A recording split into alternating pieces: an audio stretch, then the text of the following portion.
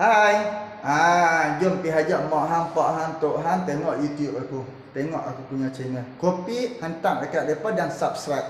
Okey, jangan lupa. Subscribe Dan ada format ini saya rasa baik, menarik kerana pimpinan diminta mendengar keluhan, bantahan, saranan saudara-saudara dan digesa secara yang tegas, termasuk cabaran yang dilontarkan oleh Saudara Mak Sabu. Kita punya pilihan. Tidak ada bila manusia ini dilahirkan, semuanya diberi pilihan. Memilih yang baik atau membiarkan yang bobrok. Sama ada fi ahsani taqwim ataupun summa radadna hu asfala safilin.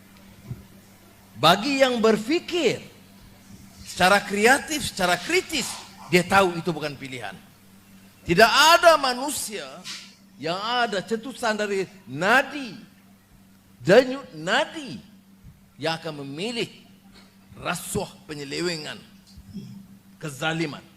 Manusia dilahirkan fitrahnya menuntut kita membawa kebaikan, menuntut supaya kita menegakkan yang ma'ruf wa tanhauna 'anil munkar, menolak yang mungkar.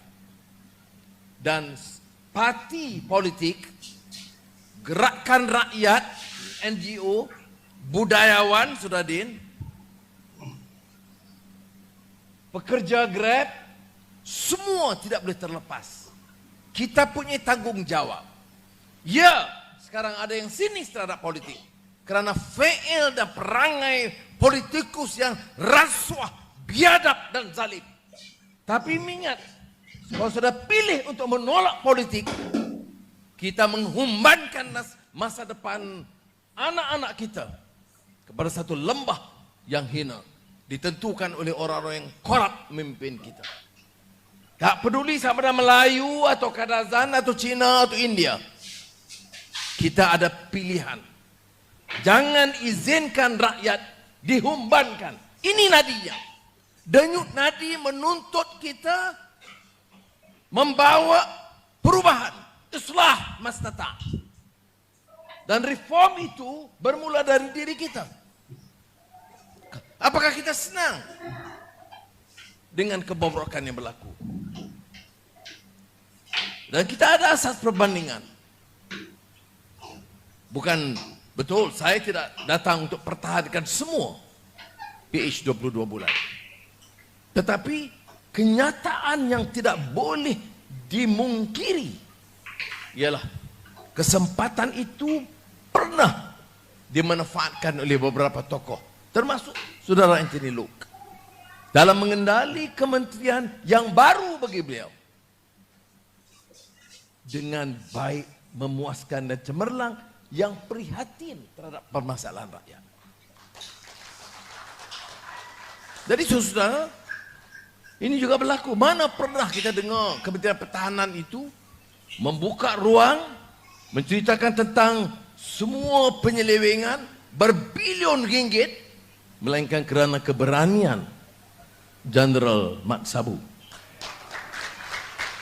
Jadi saya tidak setuju untuk kita membuat penilaian seolah-olah semuanya lemah. Tidak, ada beberapa kelemahan. Saya tidak nafikan. Ada beberapa yang dianggap pengkhianatan yang berlaku. Dan pengkhianatan itu sebenarnya dilakukan oleh pengkhianat-pengkhianat yang membuktikan ketindakan mereka selepas itu.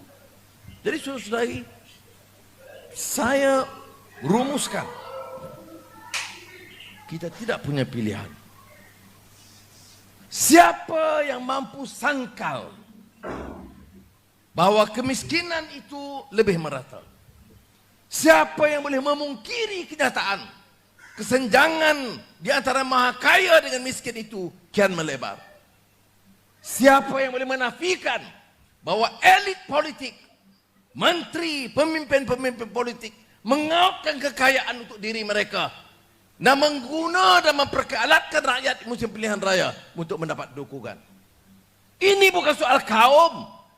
Ada elit politik Melayu yang paling kianat, Ada elit politik Cina yang kira kekayaan mereka. Dan India yang sedikit itu mengaut keuntungan termasuk dari kalangan pekerja-pekerja dari Bangladesh. Semua terpalit dengan penyalahgunaan kuasa dan rasuah. Sebab itu ada langkah sekarang yang mula menyerang badan kehakiman. Kerana takut dengan badan kehakiman yang berani dan bebas.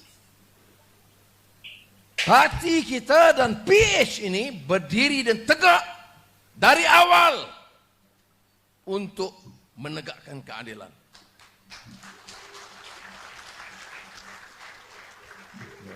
Dari awal menyuarakan soal dan denyut nadi rakyat. Dari saya syorkan gerakan ini turun ke bawah. Tiap negeri, tiap daerah. Bukan semestinya aktivis parti. Dengar peserta pesawah, pemandu Grab, taksi, pekerja, penganggur, anak-anak muda, wanita.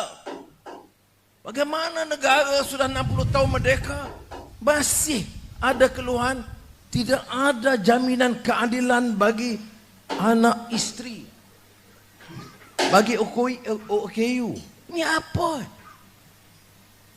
Mudah sekali isteri seorang saudagar besar dilemparkan ke mahkamah tanpa pembelaan. Ini sistem manusia, sistem pemerintahan apa yang begini? Jadi saudara, tidak perlu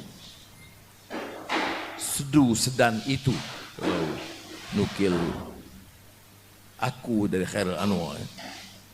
Kita ini manusia ini ibarat binatang jalang dari kumpulan yang terbuang. Ya, istilahnya kasar dan pedas.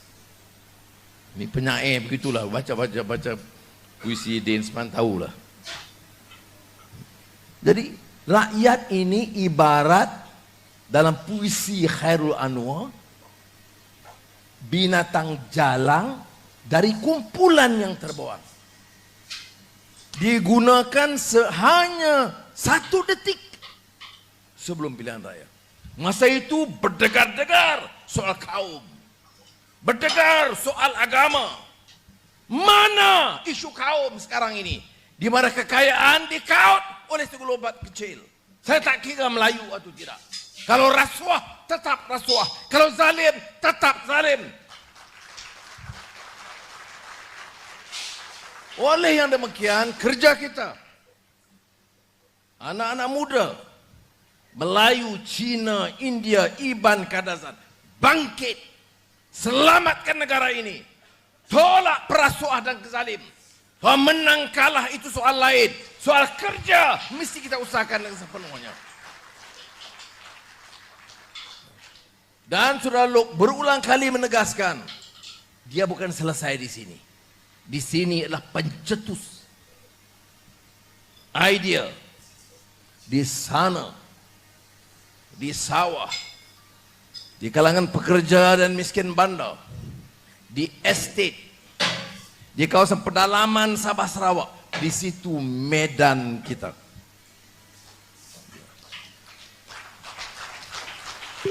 Jadi saya harap hal-hal ini dibangkitkan, termasuk yang melibatkan kerajaan-kerajaan negeri Selangor, Negeri Sembilan dan Pulau Pinang. Diambil perhatian. Saya minta saudara Sam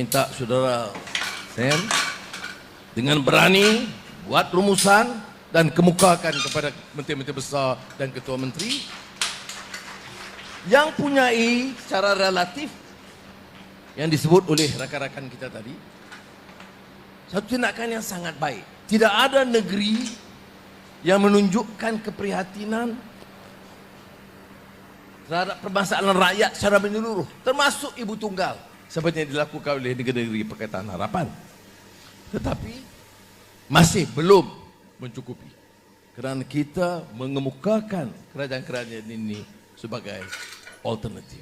Jadi saudara, terutama yang muda, jangan bicara soal letih, jangan bicara soal lemas. Bicara soal tanggung jawab, membangkitkan kesadaran rakyat dan menyelamatkan negara kita. Terima kasih. Wassalamualaikum warahmatullahi wabarakatuh.